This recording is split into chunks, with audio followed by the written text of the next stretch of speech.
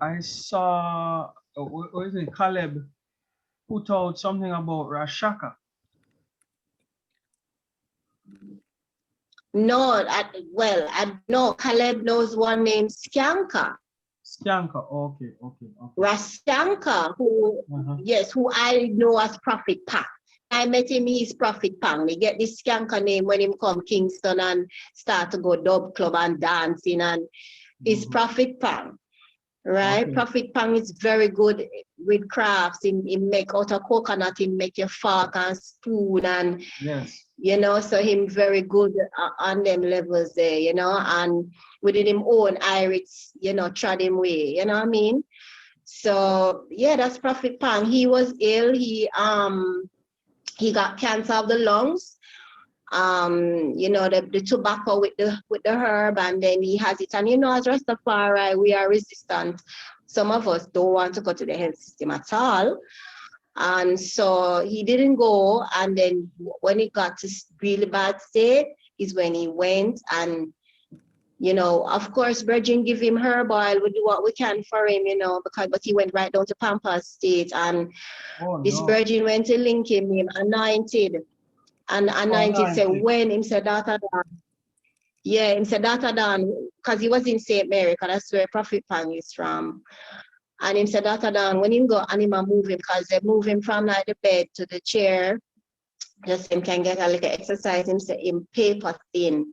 Wow. And Pam just whisper in him ears and say, I eat this, like him gonna leave Earth now, Yeah. And then him just pass away a few days time. I don't know if you know Mama Aisha, she prematurely posted that he died. Mama Aisha Elliott. Because she's the PRO here. She always posting up events and what's happening in the Yeah. community. So she posted that before the man dropped out. So that was a bit disturbing.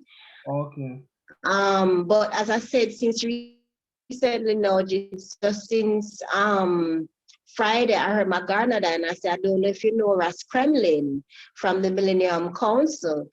Um, is him, Magana went to visit and they ate some bush, but they think it was Cersei, but it's like, I don't know, I feel, being a Irish daughter, I feel, and Yes. our sisters, they were trying to figure it out because them say he went down to Chilani for a funeral and see some bush there in the yard and pick it, but it looked like Susumba. Yes. Susumba. But apparently they're saying it can be.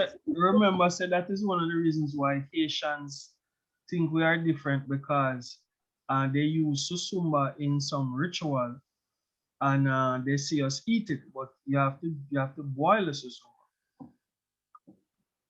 Well, right now, Different region, Rashaka has different died things. because of that.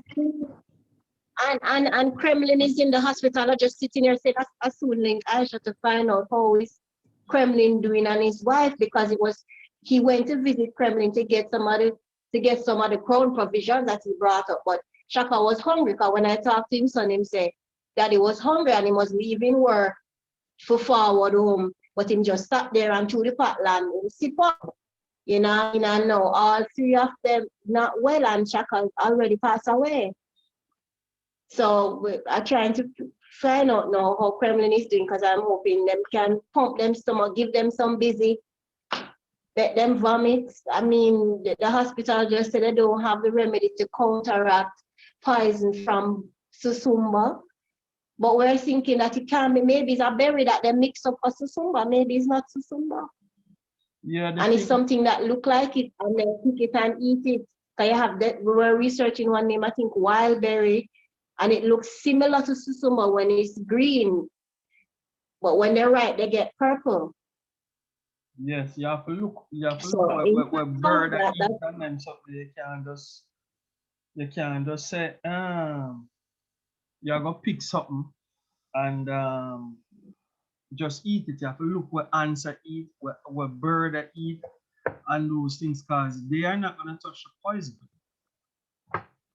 If you don't see ants a pick on it, if you don't see bird a pick on it, you know, you don't touch it, because that means there's something wrong with it. Sometimes we in the garden and we see a little bite on the thing and we say we're not gonna eat it because a little bite on it. That means it's good. That Yes, means true. I got a bag of tambourine from mommy and it's still inside in there. And I'm like, well, it's organic. So I don't shell out the good stuff, throw out the bad one. Yeah, Yes. so that's exactly, exactly, good. exactly. And Yeah, that's something we don't really So I pass mean, down from generation to generation anymore, because my mother can look at plants and trees and know what it is and whether to eat it or not. I don't. I grew up in Brooklyn, New York. She's a sharecropper child. I have no clue. And a lot of generations don't pass that down to their children. mhm, yes. Well, yeah. it's true. Sister Dawn, we had put out the invitation to over 120 people. I would normally would have at least 20 people going into half an hour of the Zoom. But what we do, we also record the Zoom and post it on our YouTube and the website, the Rastafari Global website. Um, so what I would ask you to do is to do the presentation, and so we can record it and still put it on the website for ones and ones to see. Could you send me access to that? I know I have emails for some, but I wanted access to know where to go for YouTube, because I get overwhelmed when I get on the internet, and I end up looking for other stuff with other things coming up. All right, I saw that you put a thing in the chat. I'm sending the site.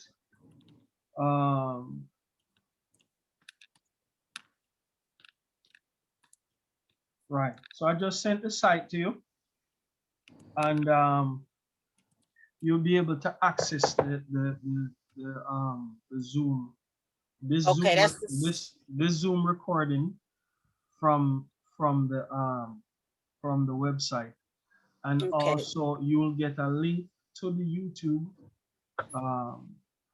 from the chat, from the North Carolina Rastafari Union chat. Okay, yeah. Okay, yeah. I know the website, and I do get emails from Rastafari Global. Okay, so it's the same Oh, so as that means you're already signed up. yeah, that's how they say. I'm probably signed up, just don't know what I'm looking at. So when I'm you not in. I'm when a you go talker. Technology is not my thing, but I can talk all day. when you go on the message that you get, I think probably what it is your password. You need to retrieve your password so you can go back into your account. I don't know if you have the same password for most of your accounts. Um, just remember the password, and you'll be able to go into the site from the message that you get. I'm gonna look on the site, and I'm gonna send you a message from the site. And when you get that message, you can follow the link back to the site, so you know which email you're using and what password to use to get back into your account.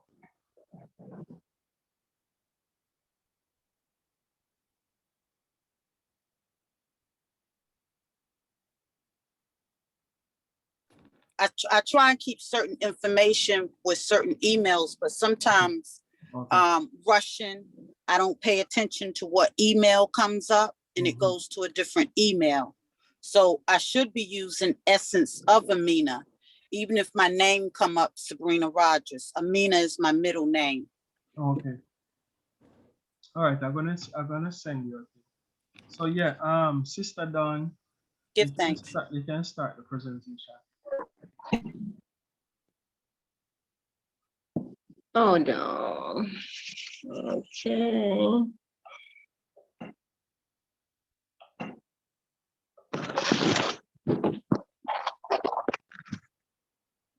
So you said this presentation is gonna be posted on our YouTube? Yes.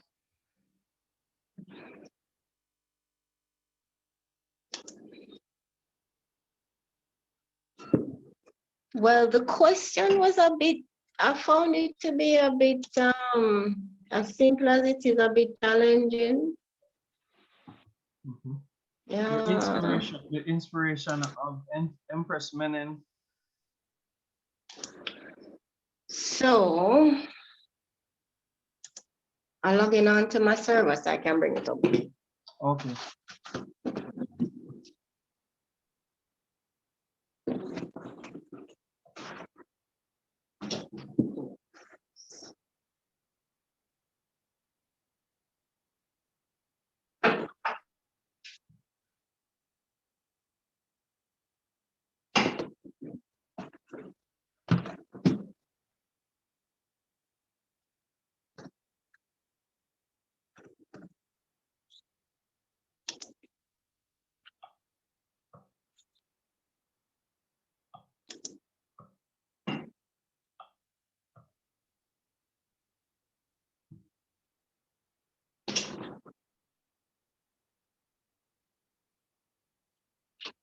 Oh.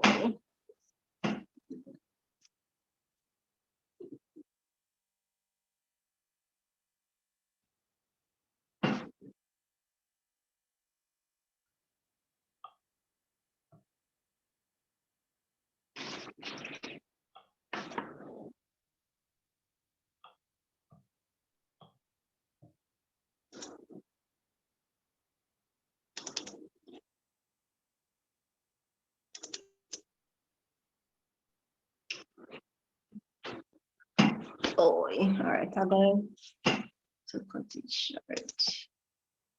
Yeah, so well, my approach to the question really Mhm.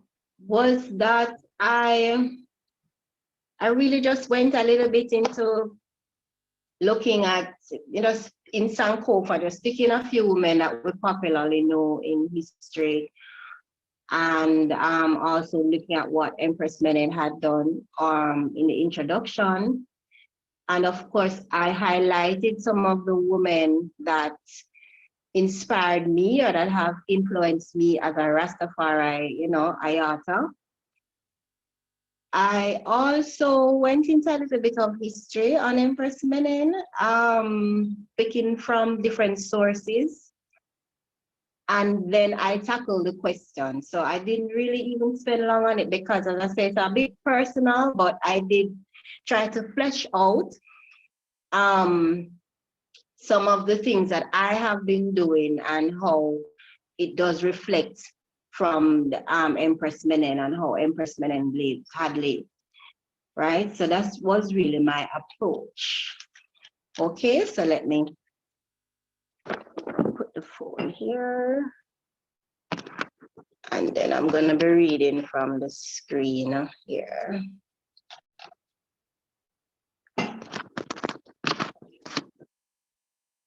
All right.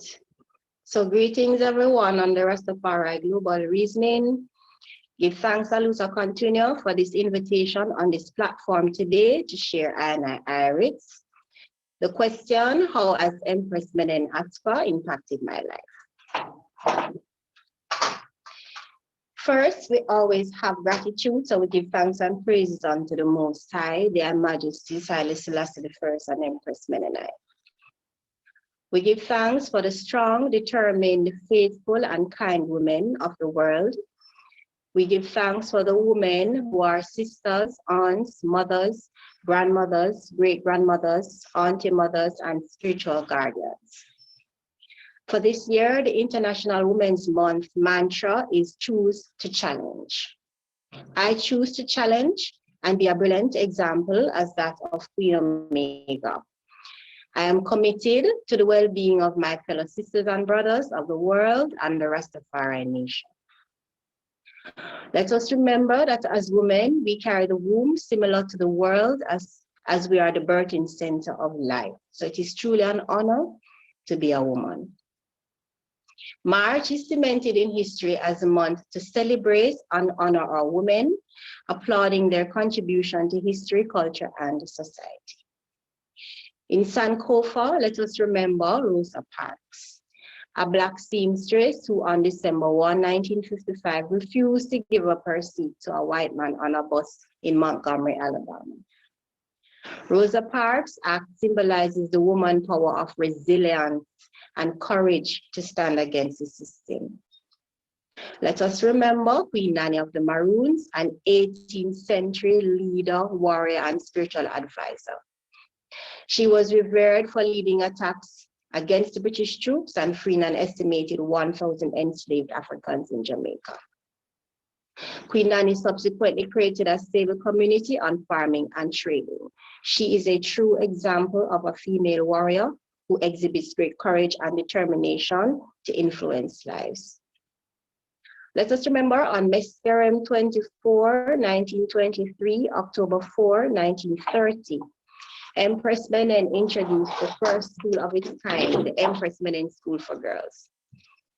The girls will now be provided with modern education, which had previously only been available to boys in Ethiopia. The Empress Menen School for Girls was in an extensive park near the Imperial Palace.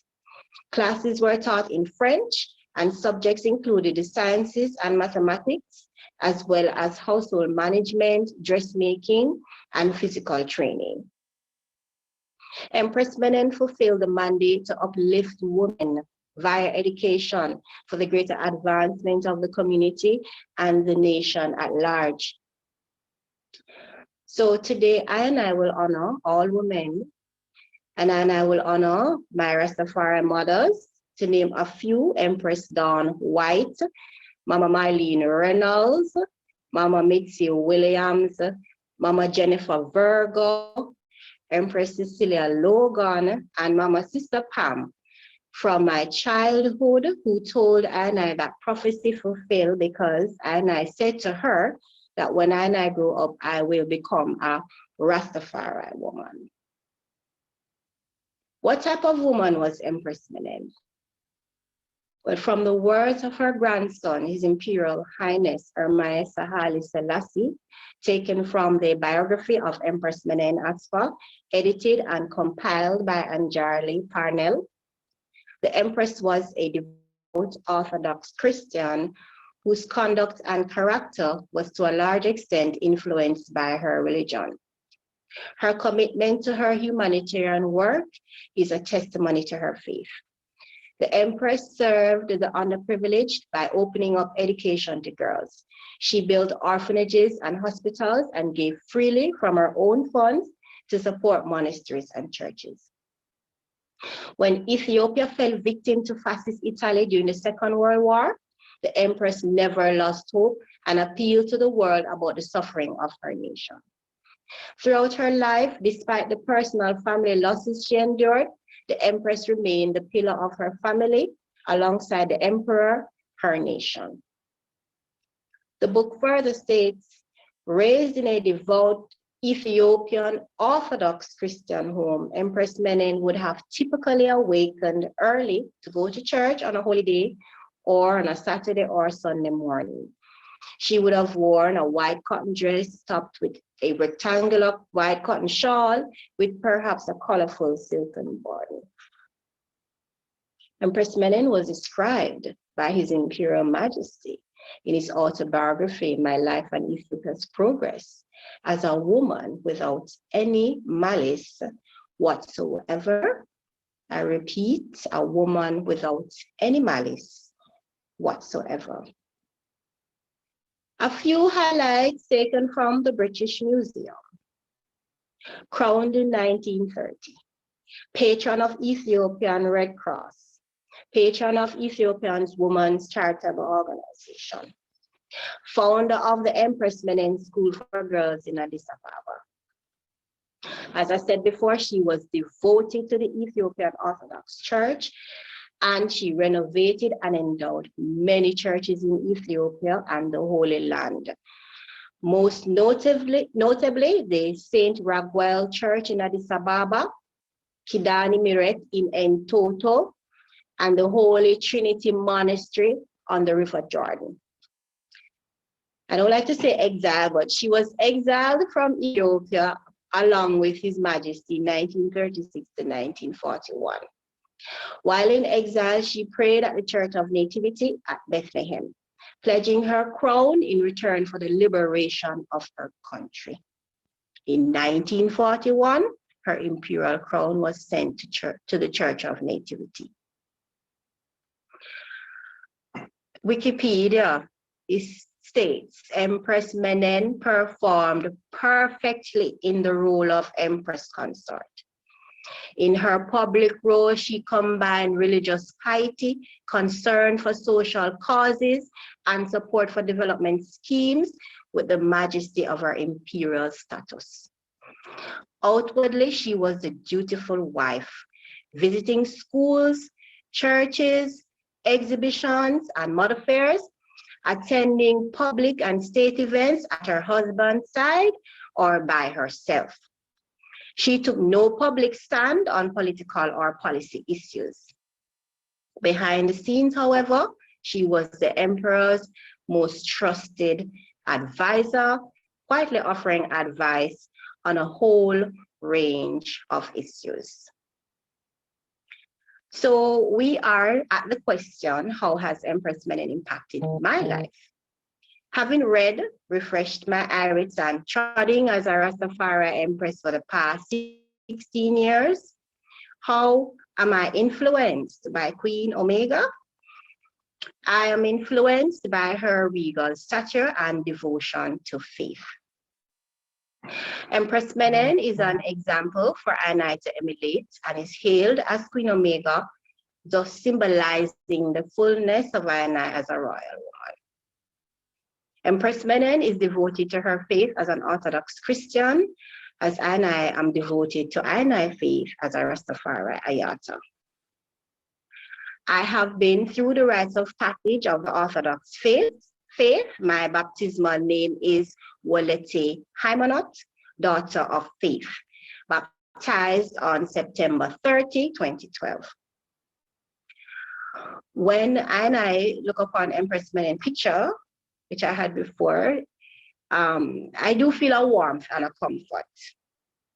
And I use Empress Menen as a barometer to the heights of being a queen, and I hail her energy for balancing King Alpha. Livity as a queen acknowledges that a life of faith, love, devotion, and hard work will manifest good fruits, using spirituality for divine consciousness. And I reflect and emulate Queen Omega's kindness and benevolence. And I find that I give without prejudice, and I give without wanting anything back. We are here to serve our fellow human beings. We are here to rise to divine consciousness. And I have been living a life of service for over 20 years. Served in the Garvey Youth for Progress, where I held block meetings, which engage the community to do neighborhood watch, fundraising events, and clean up environment projects. I have found that this engagement builds community love and respect for each other. And I also served in the Rastafari Youth Initiative Council, where we were engaged in community development projects among Rastafari youths. This formed a networking among Rastafari youths as we work together towards a common goal for productivity through the works of His Imperial Majesty Emperor Haile Selassie I. And I served briefly in the Rastafari Business and Professional Association and the Rastafari Trust Fund, two organizations with a vision to build the economics of the Rastafari community via business networking and benevolence. And I now serve for the past 14 years in the business arena as a customs broker and freight forwarder, standing as a business owner, influencing young people while providing jobs and opportunities for everyone. Queen Omega is always seen in her royal attire, and I uphold my own form of discipline, strengthened by the royal representation of Empress Menen. And I have not worn pants for the past 16 years, going strong.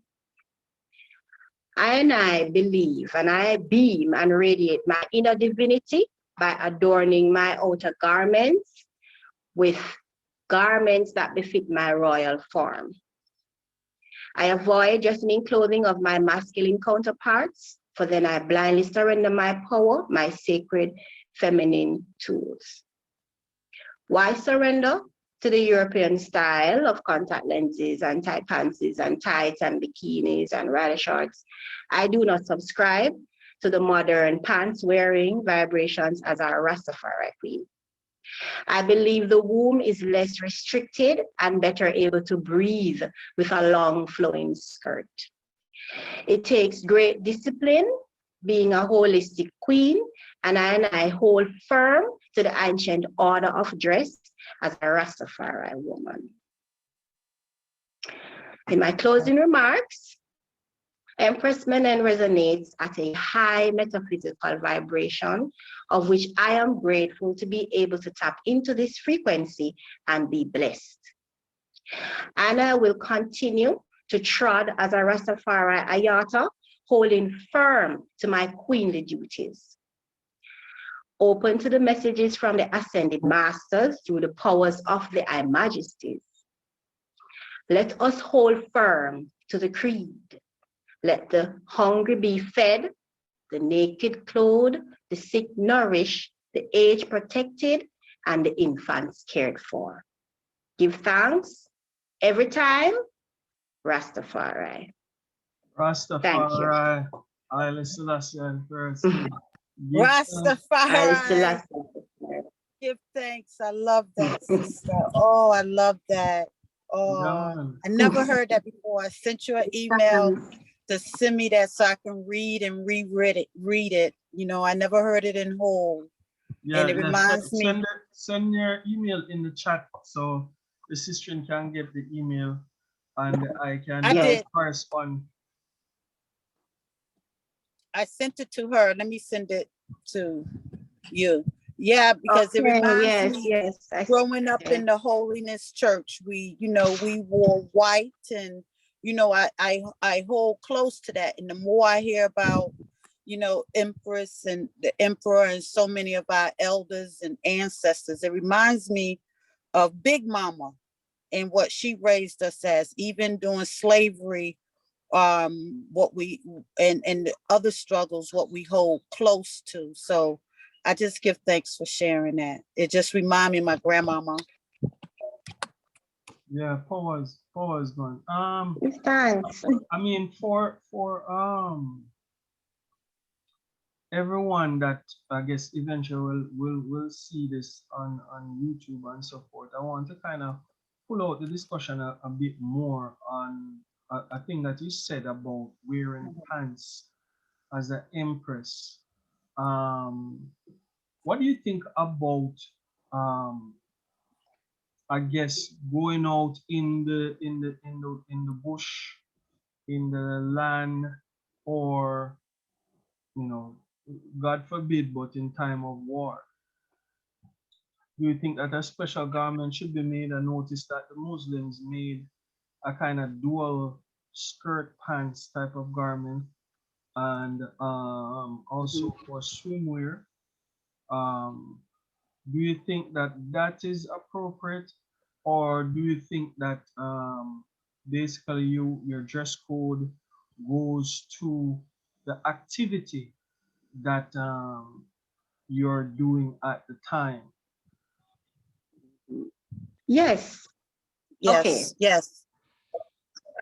For example, when I went to the first time I went to Delaware, I carried all my skirts and I had my tights and I put a couple tights on and I had on my skirt, but I had gotten the chick V and it got to my joints and I couldn't go.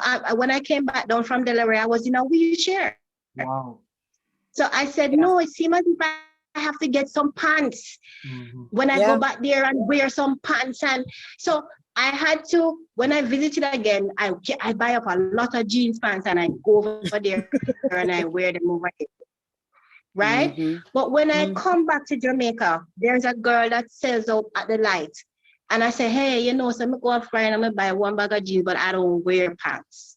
I only buy it because I was going in an environment where I found that when I had on my other clothes, I got away. My body couldn't manage it. So I needed to seal up the womb a little bit more to keep the heat in. Right. So when the pipe, it keeps the heat in some more.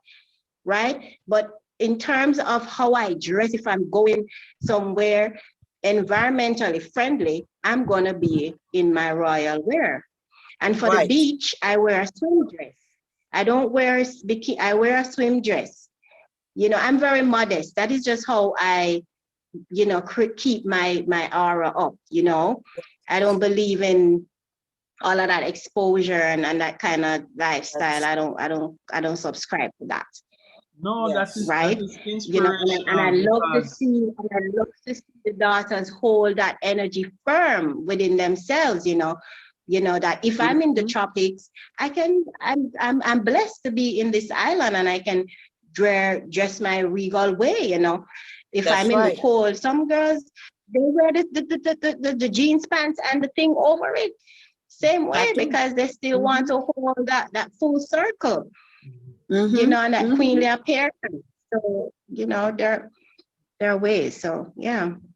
Yeah, I agree, because as a child, I was a 100% tomboy. And like I said, I grew up holiness. When I climbed trees, I had a pair of jeans with a skirt over it. You know, I wore long sleeves and everything, but I was going to rock with the boys just as hard as they do. I wasn't going to put down my females. So I wore jeans. When I was in the military, I wore my pants as I supposed to in uniform.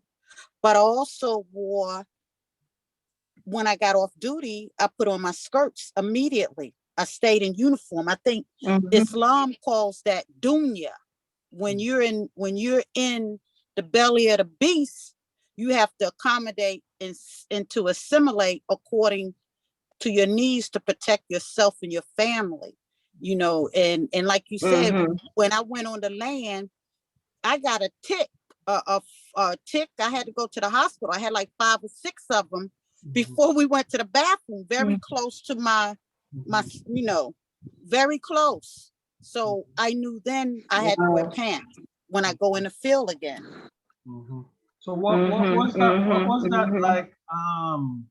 In the military, and like having to transition between your uniform and your holiness. Well, I had my locks. When I first went in, I had just started my locks, and a lot of people were like, okay, we're going to Section 8 you, which mean you crazy. You know, you crazy. Oh, no. You have to know your regulations and your rules. Whenever you do something that goes against what everyone else is doing, according to your faith or whatever, you need to know your rules and law. So there wasn't a Rastafarian, nothing. I became the lay leader. So if you were Rastafarian, Voodoo, Santeria, Yoruba, anything but Muslim and Christian, you had to come to me, and I talked to the chaplain with your needs. So I had to study other people's faith. So when Ramadan come, I put out the information. So what I'm trying to say is the military accommodates you here in America. At that time, I don't know what they're doing now. They're accommodating everyone, but they accommodated me.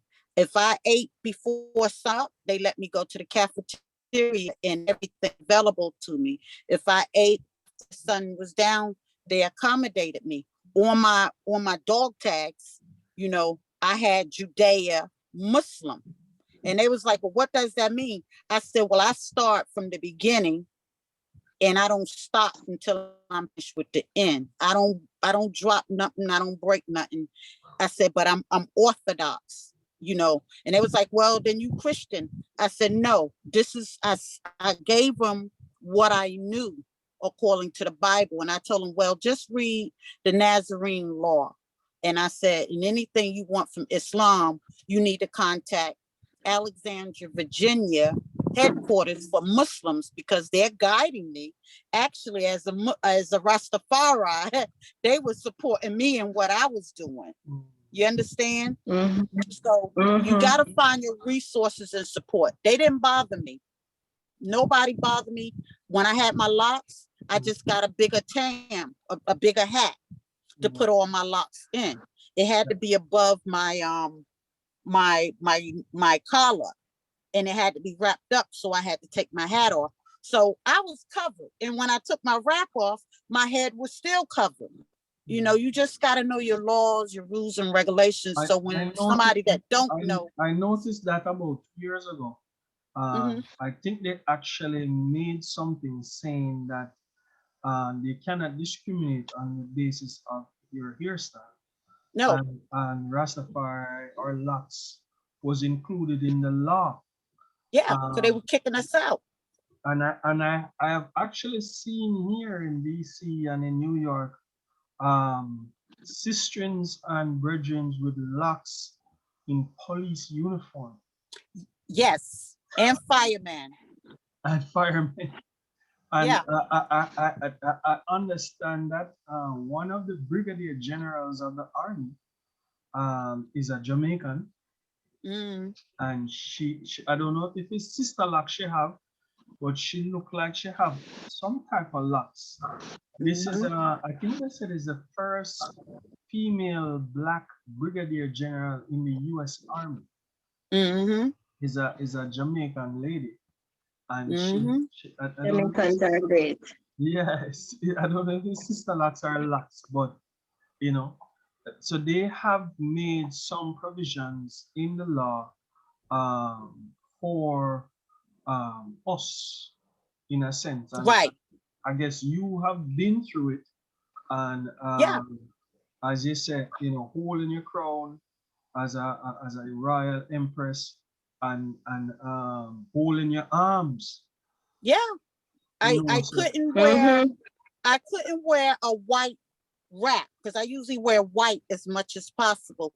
And the brother pulled me by. He said, you either gotta choose wear black or brown. So I had two. Okay. When one was dirty and I had to wash it, I switched out. I was going to wear my head wrap, you know. There was no way around it. So how long were you in the military for? 8 years. Okay, so you did what, like Wow. 3 tours? And You did what, 3 tours? Actually, that's what I was getting to, but I heard you trying to, ask the question, make a statement. When I went in, I was Pan-African, so I didn't have no top secret or nothing. They do the research for what I did and work. So certain things they limit me to because they knew already I was a radical. They called me Mariam Makeba and all of that when I was in there, and Angela Davis, because but when I went in, you couldn't have cornrows or anything like that. So it was extensions, none of that. So I had support from my first sergeant, EOE, and they helped me. And they'll pull me aside and show me and so forth. I think I answered your question.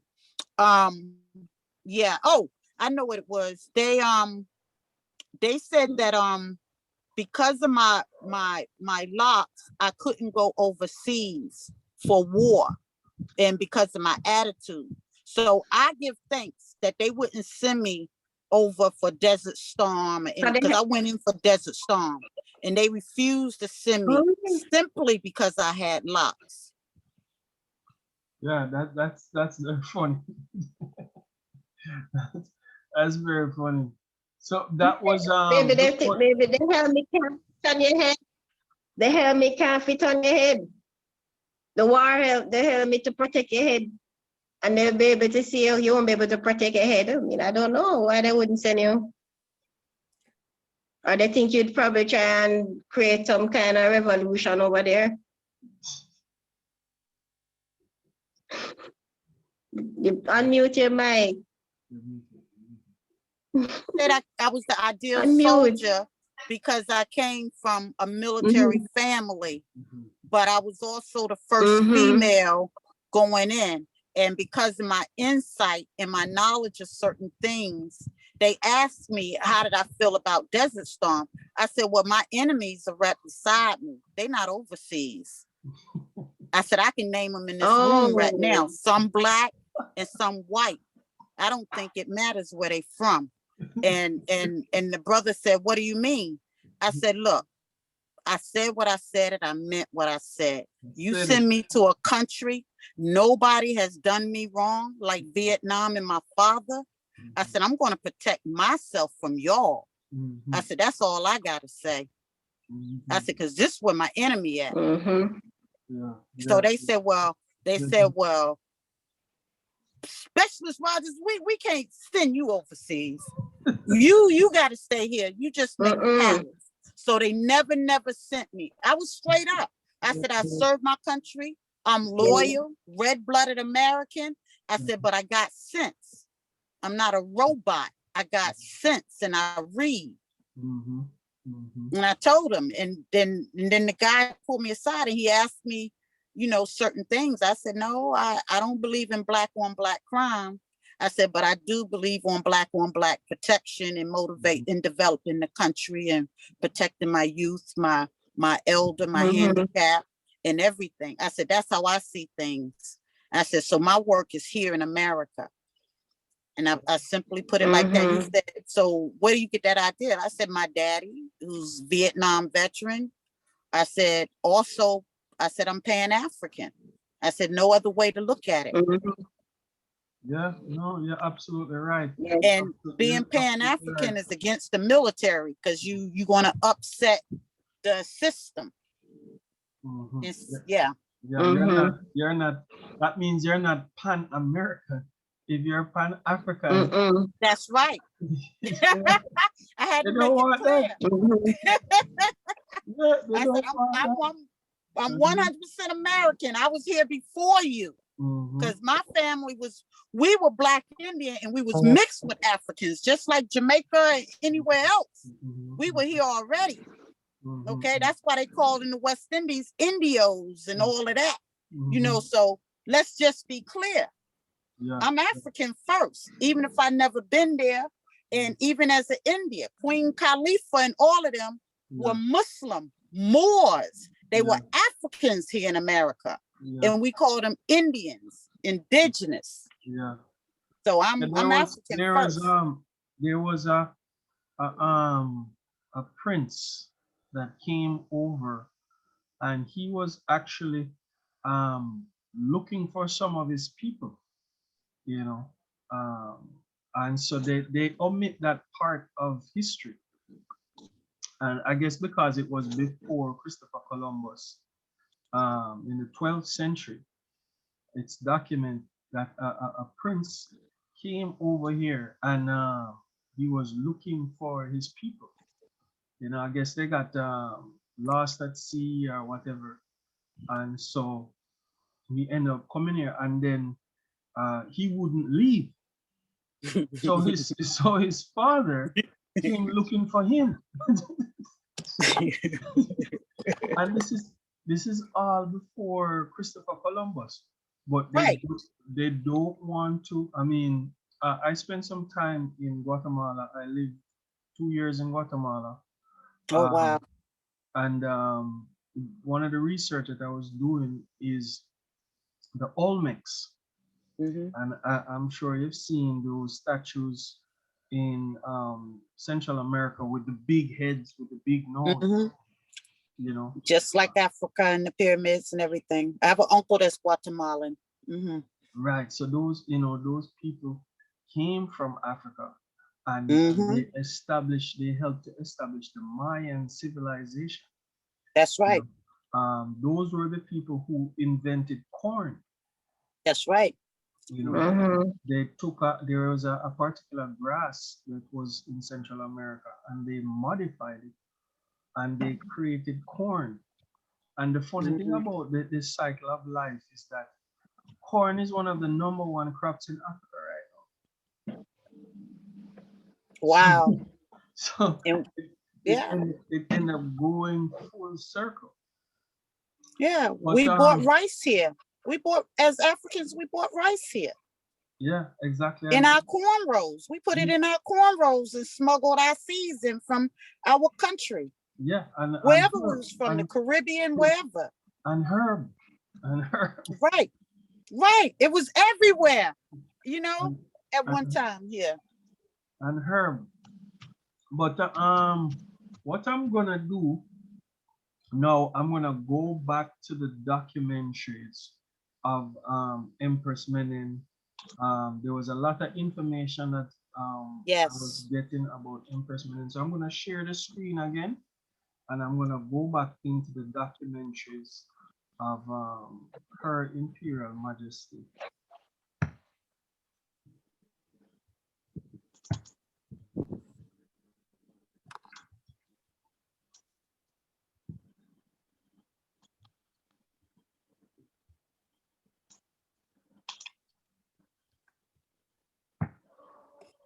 That the sisters, you know, as well as the brothers, especially the brothers, it's important for us to really overthink. A lot of things have kind of crept in, you know, out of tradition and custom and even some folklore.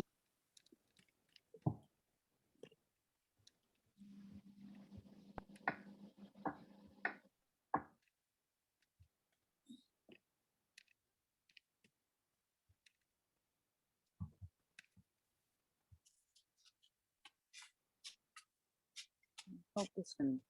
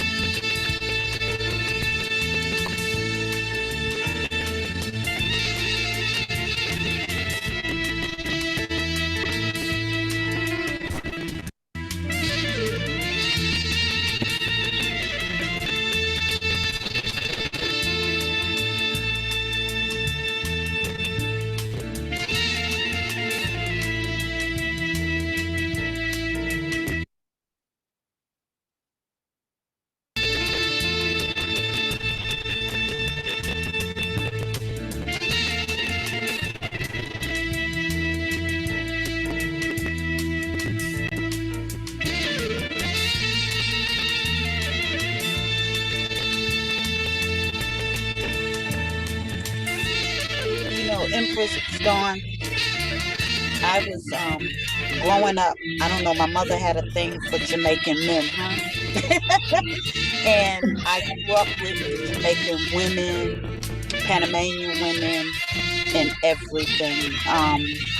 And that was a beautiful experience because it allowed me to see how we grow and we're so creative no matter where we at, as well as how connected we are. And even though all types of techniques have been put forth to keep us separate, but you know, with the internet now, we're connected. Even though we see a lot of division, we're connected too, no matter how you look at it. And this right here is an example because sometimes it's international people here when we have Zoom from everywhere, you know. So like it says, Jamaica, correct me, out of many we are one, or out of one we are many. That is a true statement, no matter where you're at. You know, Yes. and if we can all come together, we're powerful, especially the women. That's true. That's true. All my clothes been made by, when I was in Brooklyn, all my clothes were made by Jamaican men, mostly, and women, but mainly the men, you know. And because I couldn't get good skirts, I couldn't get good dresses.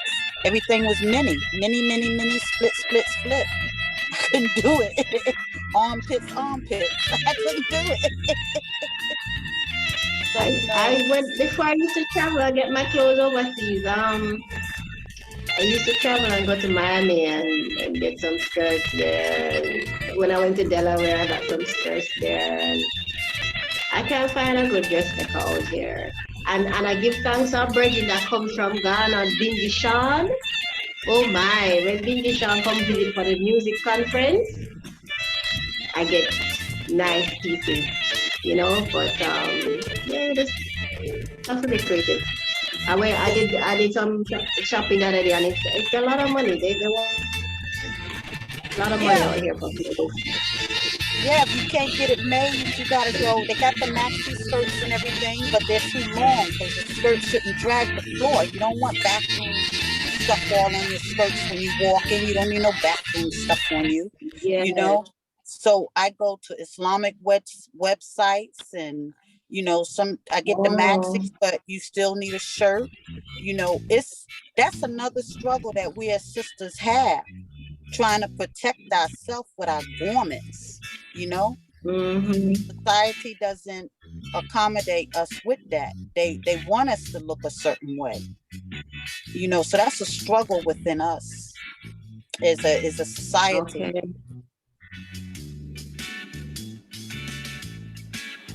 Okay.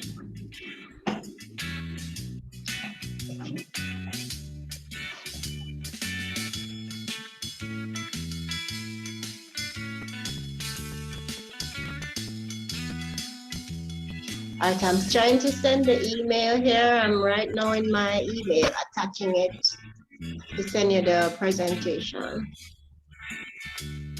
Good, thanks. As I said that we recording, so we're gonna put that in the YouTube also, that we can have it for people to go back and look at it, anytime.